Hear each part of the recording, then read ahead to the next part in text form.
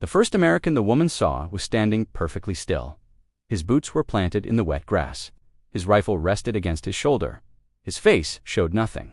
It was April 1945, somewhere in western Germany. The war had torn through her town only days before. Smoke still hung in the air. Houses stood open like broken teeth. She had been told the Americans were monsters. She expected shouting. She expected hands. She expected revenge. Instead, the soldier did not move. He did not speak. He looked straight ahead. When she stepped forward, he raised one hand, calm, controlled, clear. Another woman behind her began to cry, not from fear, from confusion. The guards gave them water. They checked names. They followed rules. The women whispered to each other. This was not what they had been told. By early 1945, Nazi Germany was collapsing. Allied forces had crossed the Rhine. American armies pushed east through the Ruhr and central Germany. Cities lay in ruins. Millions were displaced. Civil administration had broken down. Adolf Hitler had ordered total resistance, but the reality on the ground was different. German units surrendered in large numbers. Civilians fled combat zones. Among them were women attached to the German war system. Clerks, communications workers, factory laborers, members of auxiliary services. Many were captured during the final Allied advance. Under international law, they became prisoners of war if formally attached to military structures. Others were classified as civilian internees. The distinction mattered, and the Americans were trained to apply it. The United States Army operated under the Geneva Convention of 1929. American soldiers received formal instruction on the treatment of prisoners. Commanders were accountable, guards were rotated, abuse was investigated. Supplies were allocated even as frontline units faced shortages. This discipline did not emerge by accident. The U.S. Army had studied failures from the First World War. It had invested in military police training. It had embedded legal officers in operational commands. The goal was control of troops, control of prisoners, control of the narrative. German propaganda had painted a different picture. For years, state media warned of Allied barbarity. American soldiers were described as criminals and rapists. The message was designed to harden resistance and prevent surrender. As the war turned against Germany, the propaganda intensified. Women were told capture meant humiliation or death. Many believed it. Some committed suicide rather than surrender. Others fled east, fearing the Red Army even more. When American units arrived instead, the shock was immediate. The U.S. Army in 1945 was vast and bureaucratic. It relied on procedures.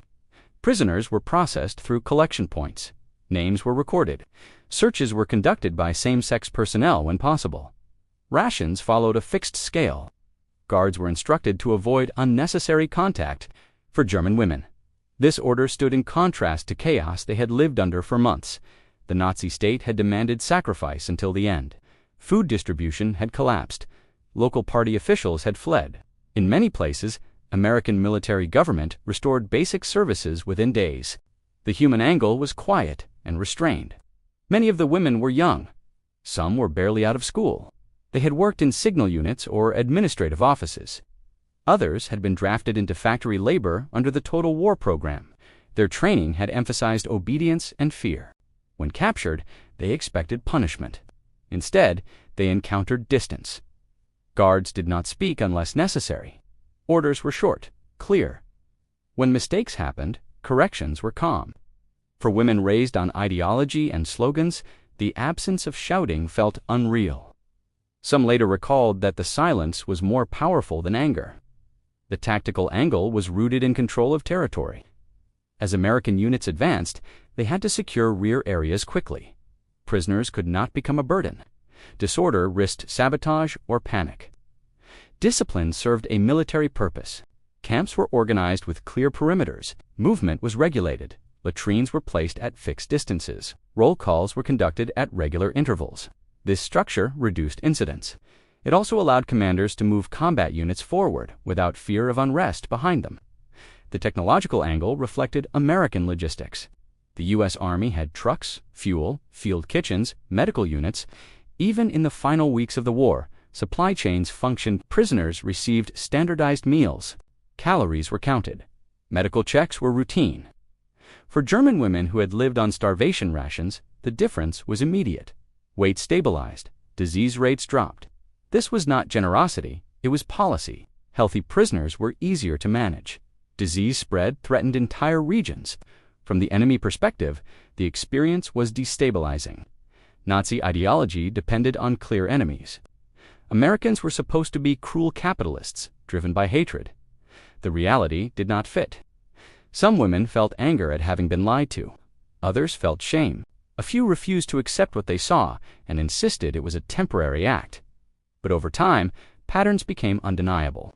Guards rotated without incident. Abuse was punished. When one American soldier struck a prisoner in violation of regulations, he was removed. The women saw it happen. Word spread quickly.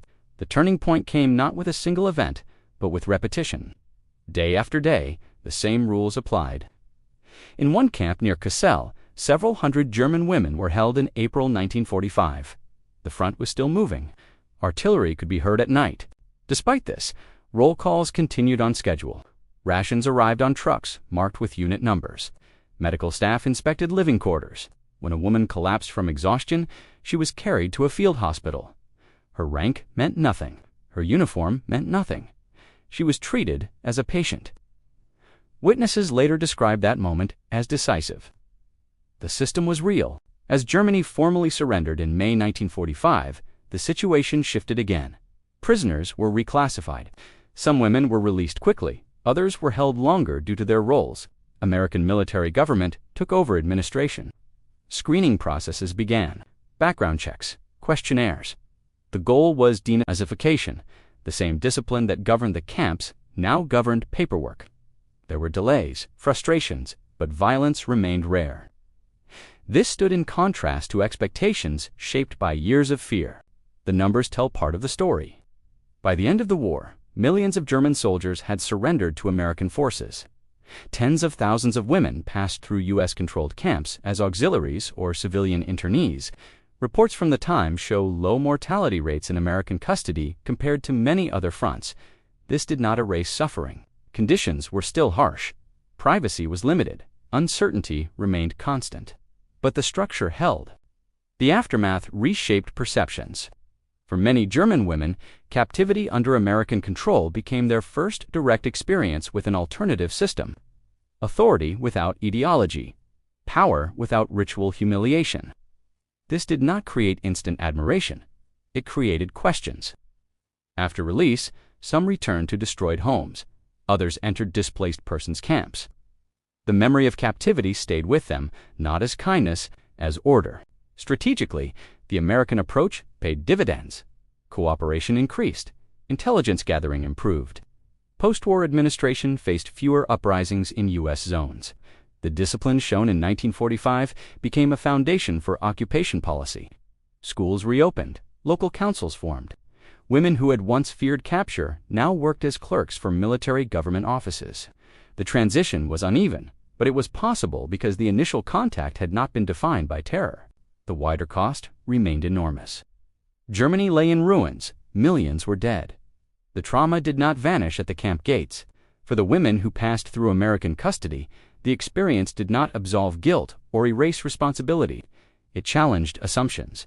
It exposed the gap between propaganda and reality. That gap mattered. What the world learned was not simple. Discipline is not compassion. Order does not equal justice. But restraint can change outcomes. In the final collapse of a totalitarian state, how power is exercised shapes what comes next. The German women who expected monsters found rules instead. That encounter did not end the war. It did not heal the damage. It showed that even in total war, choices remain, and those choices leave marks long after the guns fall silent.